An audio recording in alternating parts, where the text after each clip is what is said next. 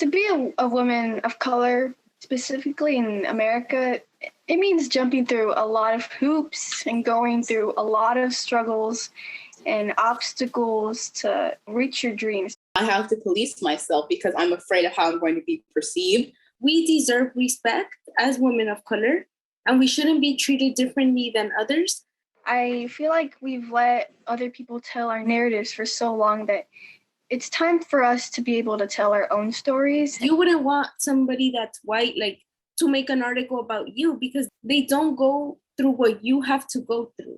For us right now, we're speaking our own stories, right? As women of color, like we don't need anyone else to do it, right? We have the means, we have the knowledge, we have the tools, and that's exactly what we're doing.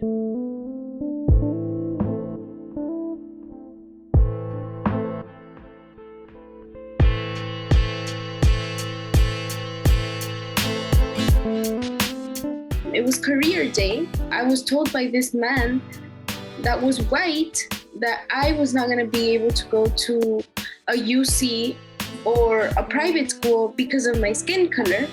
I was like, well, what's the point now? Like, I was just so sad about that, and it affected a lot of my mental health.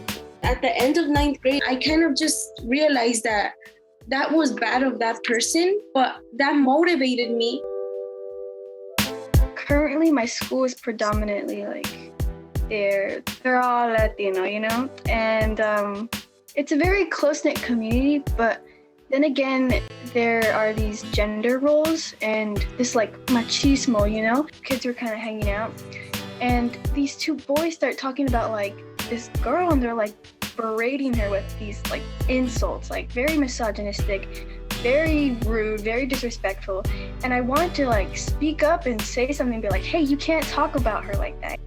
I felt like when they were disrespecting her, they were also like disrespecting me, and I just felt horrible. And I didn't say anything because I felt like it wasn't my place to say anything. It wasn't, I don't know, that's something I really regret. I remember my senior grad night was at Disneyland, like I'm sure it's for a lot of schools. And I remember walking down Main Street into one of the stores with my friends, and I overheard some of the white workers say, "You can tell today's Ghetto Night." I remember I felt shocked. I'm not sure if anybody ever heard too, some of my friends heard. No one ever said anything, and I think we just knew that you couldn't really say anything. Nothing was going to change. If you're angry, then you're perceived as an angry Black woman, so you can't be angry. If you're too assertive, then it's like you can't be too assertive, you can't be too smart, it's just kind of like living a lot of different facades, and you can never really be who you really are, or you never can really discover who you really are because you're always trying to like fit into someone else's image of what they think you should be.